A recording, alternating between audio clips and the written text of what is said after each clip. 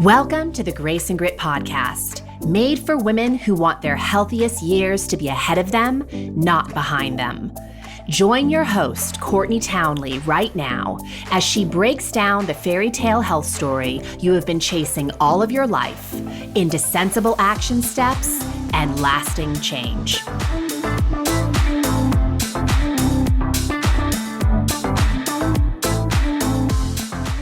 Hello, my friends, and welcome back to the Grace and Grit podcast. This is your host, Courtney Townley. As always, I'm so grateful you're here. And I want to remind you that the Consistency Code Crash Course is now open for registration. The Consistency Code is a 4-part framework that I've been teaching my students for years to give them a pathway for leading themselves really powerfully in the health arena, but also well beyond. And if you've been a fan of the podcast for a while, you probably understand that I am a big fan of this topic, consistency. I'm also a big fan of the topic of self-leadership. And I believe the two go hand in hand. So last year, I ran a crash course called the Consistency Code Crash Course that was it was kind of a modified version of the full program. And I ran it over 5 days. It was really well received. And so I decided to do it again this year. So October 24th through October 28th, again, we're talking 2022, which if you listen to the podcast regularly, you will know that. But a lot of people tend to listen to podcasts long after they've aired, which is why I feel the need to say that. So my mission with this podcast has long been to help break some myths around what it takes to really create behavior change and ultimately help women show up for themselves with more consistency and a whole lot more ease. And that is never going to happen by teaching you another cookie cutter program that worked for someone else's life. So me telling you exactly what to eat because it worked for me, or exactly how to move because it worked for me, I don't think that's the pathway to lasting change. Your health story really improves absolutely through education. So I am not arguing that learning through teachers and mentors and coaches obviously can be immensely valuable. But ultimately, we really want to develop skill sets that allow us, number one, to stay super focused on what we really want. And we live in a big world of distraction, and it's really easy to get yourself kind of thrown off your focus and your real intent. So we're going to talk about that a little bit later here today. But we also need to organize ourselves in a way that helps us to accomplish what we want in our life.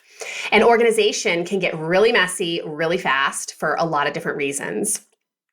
We also need to be able to follow through with the promises that we make to ourselves. So specifically, I'm referring to commitments. If we make commitments, but we're never showing up, what the hell's the point, right? Like nothing magical is going to happen.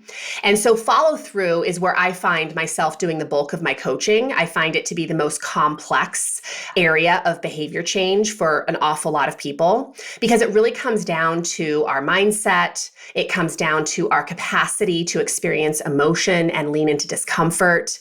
It has a lot to do, of course, with our chemistry and certainly the strategies that we're using. And then the final thing that is a part of the framework that I'll be teaching in this course is the ability to realign ourselves quickly. Because again, life is very distracting. There's going to be so much opportunity for you to get lost and going down roads you didn't intend to go. And so what skill sets do you have for recognizing when that's happening? And more importantly, realigning yourself swiftly. And this is really precisely what the Consistency Code Crash Course will cover. So we're going to talk about staying focused. We're going to talk about organization. We are going to talk about follow through and absolutely the practice of realignment. And of course, it's more than just talking about these things. It's giving you real practices to start implementing to get traction with these things. So if you enjoy this podcast and you've considered working with me on any level, this really is is the best gateway for getting a taste for how I teach and what it's like to work with me in my other programs. So you can register and you can find out more details by going to graceandgrit.com/crash course. Once again, graceandgrit.com/crash course. All right, let's move on to today's topic. So I told you last week, because I'm gearing up to run this crash course, I wanted to have some podcast episodes that were kind of pre-gaming the topic of consistency, that were kind of getting you excited for the types of things we will be learning inside of this crash course. So last week's episode 298, was called The Power Promise.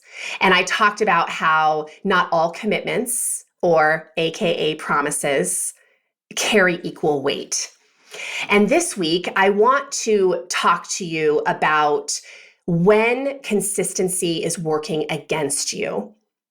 And it's funny, isn't it? Because when we embark on any kind of behavior change, we often resist being consistent.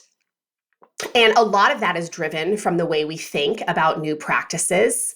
They're too hard. They rob me of my freedom. I hate being disciplined. I'm not a disciplined person. These are phrases I hear a lot when women are starting to commit to new practices. Like within the first few weeks, these are the things that come up. And yet, the same people who are saying those things are already being consistent.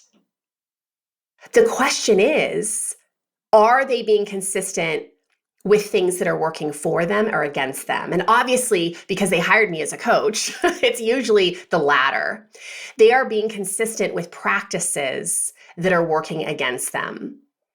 And this isn't through any fault of your own necessarily. The human brain is really fascinating in that habits are literally an energy conserving mechanism.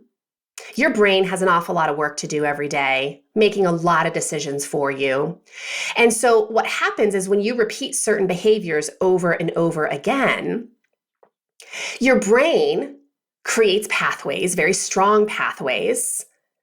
So you end up not even having to think about certain decisions. You just execute, you just react. That is what habits are. So they're a beautiful thing, but they can also be a very destructive thing if they aren't working for you. And look, we are all engaging with habits all the time that are partly, some of them are working for us, and there's usually a good chunk of our behavior that is working against us. And I'll just give you some really, classic examples here. Of course, this is by no way an exhaustive list. These are just a few things. Maybe you brush your teeth every day. I hope you do. I hope you extend yourself the courtesy and the courtesy to those around you to brush your teeth every day. And maybe the reason you do that is partly because you want to maintain the health of your teeth, right? You want to maintain gum health and keep those teeth in your mouth for as long as possible. And yet, every single night you come home from work, you pour a glass of alcohol or multiple glasses of alcohol with little or no regard for the health of your liver. So isn't it interesting, right? Like on one hand, we're using an argument for ourselves. And on the other hand, literally within the same 24 hours, we're basically using the same argument to engage in behaviors that are actually harming us. Another example is maybe you walk your dog every day. Again, I hope if you have a dog, you exercise it every day. And maybe the reason you do that is because you have an understanding that they need it. It is very helpful to the health of your pet to ensure that they're getting enough exercise. And yet you skip your own workout every day or the promises that you make to yourself to move your own body because you just don't have the time. So again, it's the same reason, right? We both need it. The dog needs it. We need it. And yet we're taking one of these circumstances and using it against ourselves, right? I don't have time. And then the last example that I wanted to just throw out here is that, a lot of us are in the habit of taking out the trash when it's full, right? We don't want the house to stink. We don't want garbage to build up in our homes. And so we take the trash out. And yet, simultaneously, every single day, we're talking to ourselves like trash. We're thinking like trash about our possibility and sometimes even ourselves. So today I want to talk about, obviously there are habits that help us, but there are a lot of habits we're engaging with that hurt us. And this is really alluding to the consistency that works against you. So more specifically, I want to share with you 5 of the most common habits I see my clients rumbling with, because I think you will see yourself in all of them. Because I certainly rumble with all these things. Every single client I work with rumbles with these things. And I generally, at this stage of my career, just believe that humans rumble with these habits. So the first one in modern culture is the habit of self-neglect. What does this mean specifically? Well, it means that we're unwilling, or we are basically neglecting to care for our own essential needs.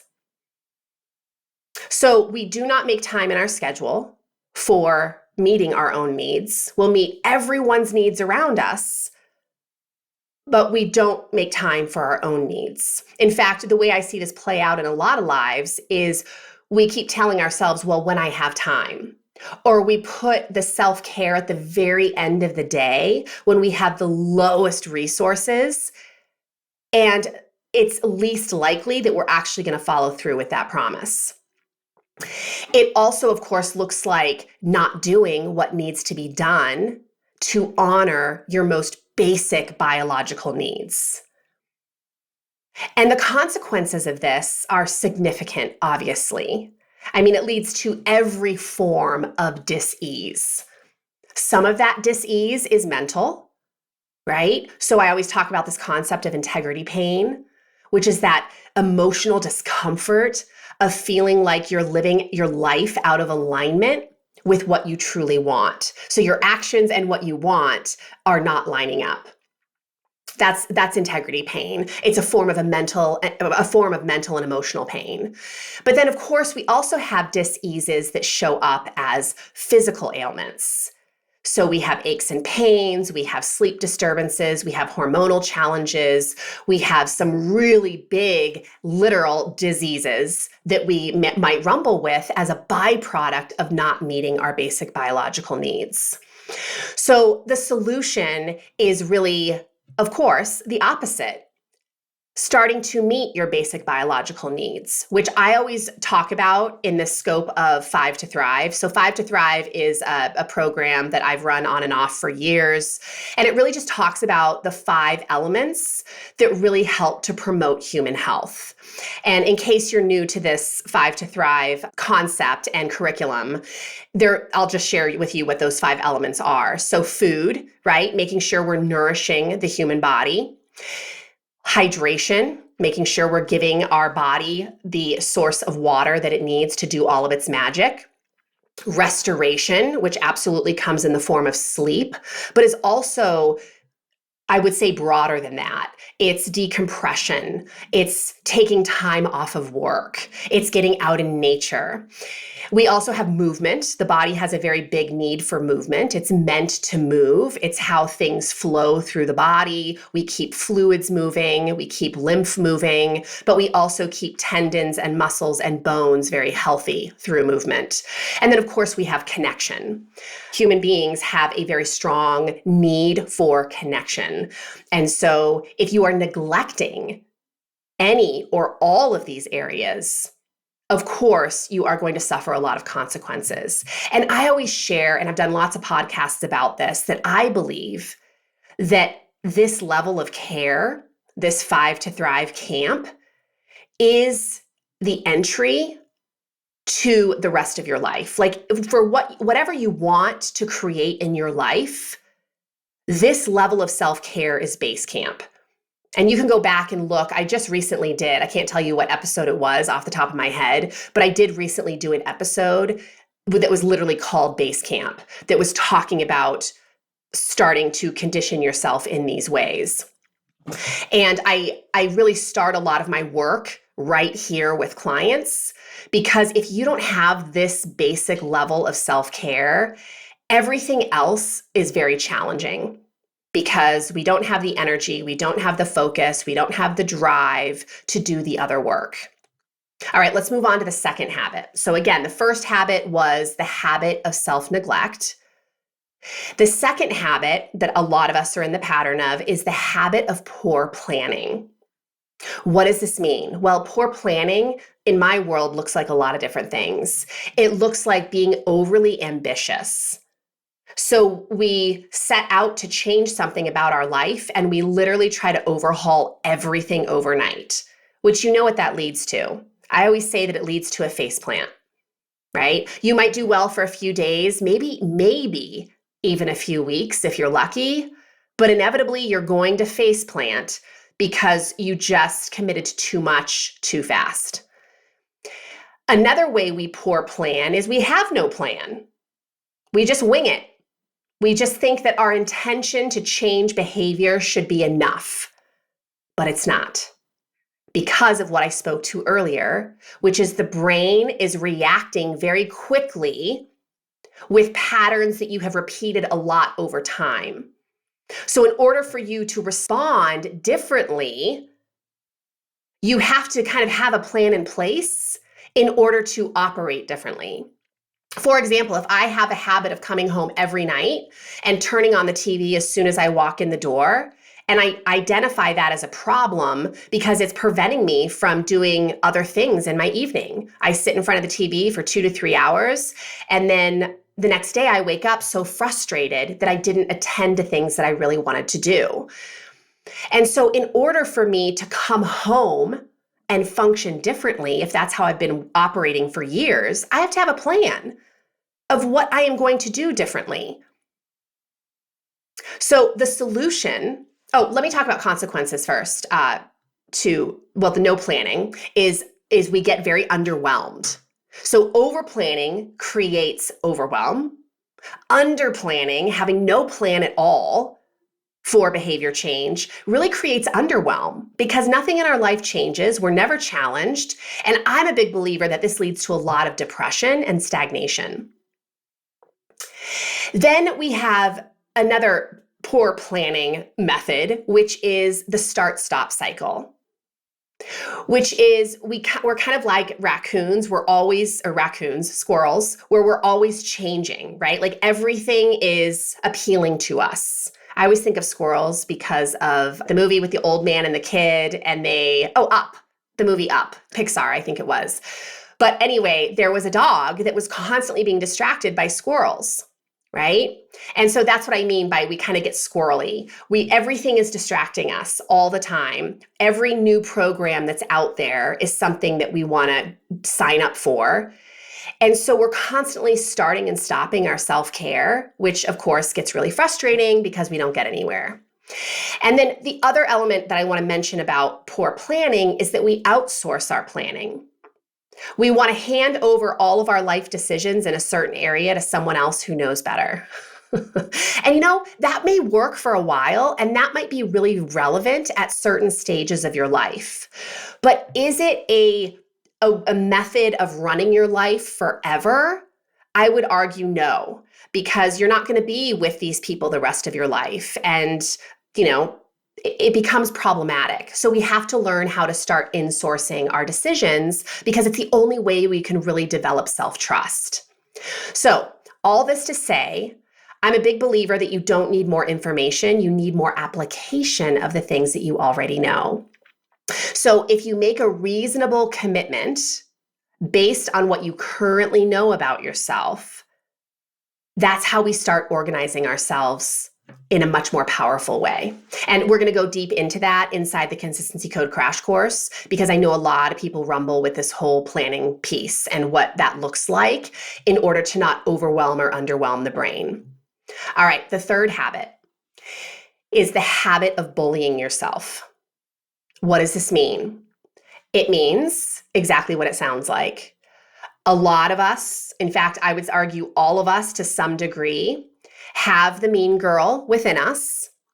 And if we give her the microphone, a lot of negative self-talk starts to happen.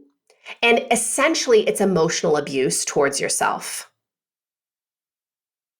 So think about like a bully in any other environment. We would characterize a bully as judgmental, disrespectful, kind of shameful, like they're shaming you all the time, hateful, cruel, impulsive.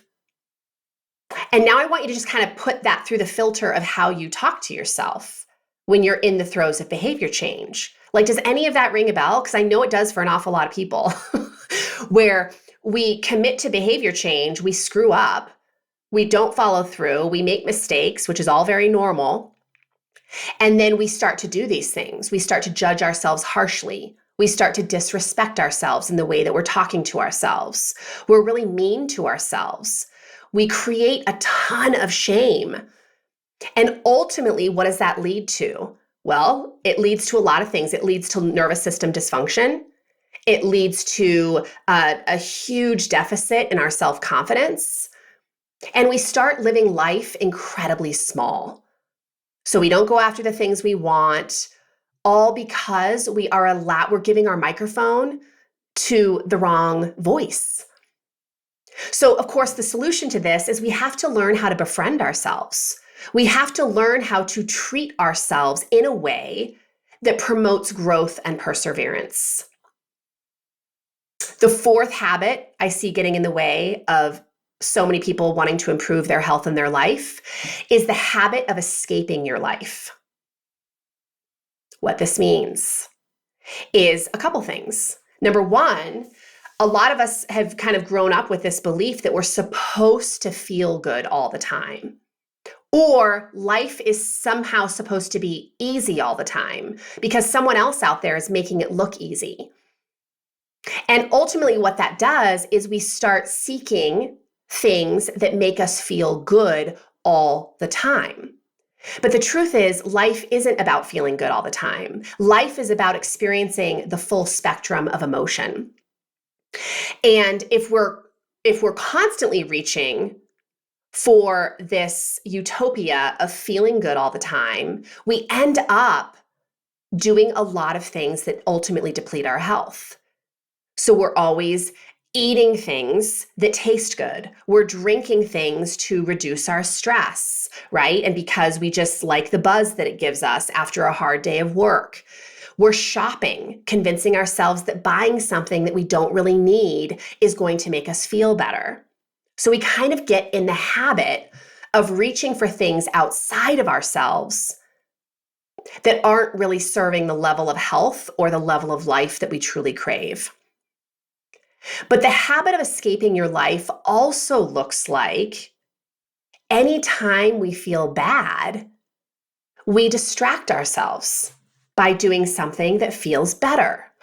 And a lot of those same things come into play, right? The food, the alcohol, the shopping, the social media, the spending money, Netflixing. And here's what's interesting is those things distract us in the moment. And they feel better in the moment. But ultimately, the initial problem is still there. And we're feeling worse down the road because of that behavior that we engaged with to distract ourselves. So a lot of you have heard me talk about this as buffering, and buffering is definitely a big conversation. We talk a lot about it inside the communities that I have created, and we'll definitely be talking about it inside the Consistency Code Crash Course. And the consequence of escaping your life all the time is big. You ultimately miss your life. You're not really in your life because you're always looking for ways to escape your life. You also can't improve your life when you're constantly trying to escape it, right? We have to actually be able to face our life full on, build our capacity for feeling emotion so we can move our life to higher ground. The fifth and final habit that I just want to mention is the habit of distraction. And distraction comes in many, many forms. It comes in the form of living in a modern day culture that presents you with so much opportunity. There's so much opportunity to get distracted, right? So we start down a pathway of behavior change, and then we read something or we see something and we convince ourselves that we need something else. So we don't stay the course with anything for very long because we're constantly bouncing around. And I would say that this kind of goes back to that novelty concept too, of always feeling like we need something new and exciting to keep ourselves motivated. And that can get very distracting to the point that you're never really making any kind of meaningful progress. Then we have distraction in the form of curveballs. You make a commitment to change some kind of behavior in your life, and then something happens that kind of throws you off your game. You get sick, there's a death in the family, you make a move, you start a new job. It looks like a lot of different things. But absolutely, curveballs can be a big distractor for a lot of people. We get distracted by other people's opinions. We get distracted by comparing ourselves to other people's lives. And of course, we get distracted by technology because, again, modern day society, it's everywhere. All the pings and dings and opportunity to be engaged in tech can really take time away from the things that we say matter most. So consequences of always being distracted, which I'm a big believer that most of us are. Like this is something that we talk about repeatedly inside my community because there's just so much opportunity in life to get distracted from the things you said were important to you. And the consequences are we never get anywhere. We, again, have a ton of integrity pain, which again is that mental and emotional pain of not having your desires and your actions lining up. And we also start telling ourselves a lot of stories about ourselves. When we're not getting anywhere, we tell ourselves like, I suck, I'm just lazy, I'm just not a person who can, whatever, fill in the blank. And none of that's true. It's simply that you're always getting distracted, so you aren't staying consistent. All of that can be solved. So the solution to always being distracted is developing practices to recommit and refocus daily, which I find are missing from the lives of a lot of the clients that I work with. So we are going to cover all of this inside the Consistency Code Crash Course. Again, just to kind of repeat like these 5 habits that we talked about today. We talked about the habit of self-neglect, the habit of poor planning, the habit of bullying yourself, the habit of escaping your life, and the habit of distraction. These things, if we can resolve these habits, life gets really big and really incredible. So the Consistency Code Crash Course starts on Monday, October 24th. Every day at 8:30 a.m., I will be teaching a new piece of the Consistency Code framework and giving you very clear action steps for how to start applying it. And if you can't be there, no worries. We've created a really special course page for people who don't necessarily want to participate inside of a Facebook community. And I just want to remind you that this really is the most, it's a great beginner spot.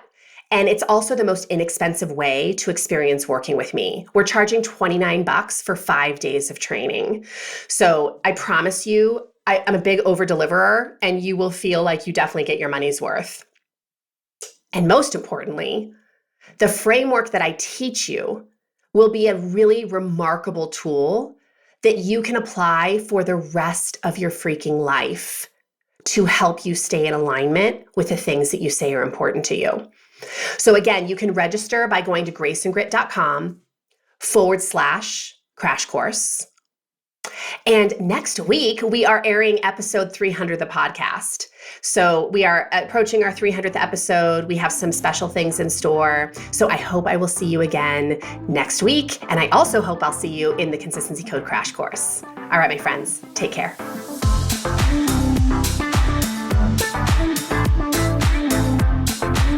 Thank you for listening to the Grace and Grit podcast. It is time to mend the fabric of the female health story.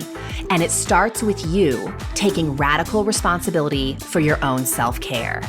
You are worth the effort. And with a little grace and grit, anything is possible.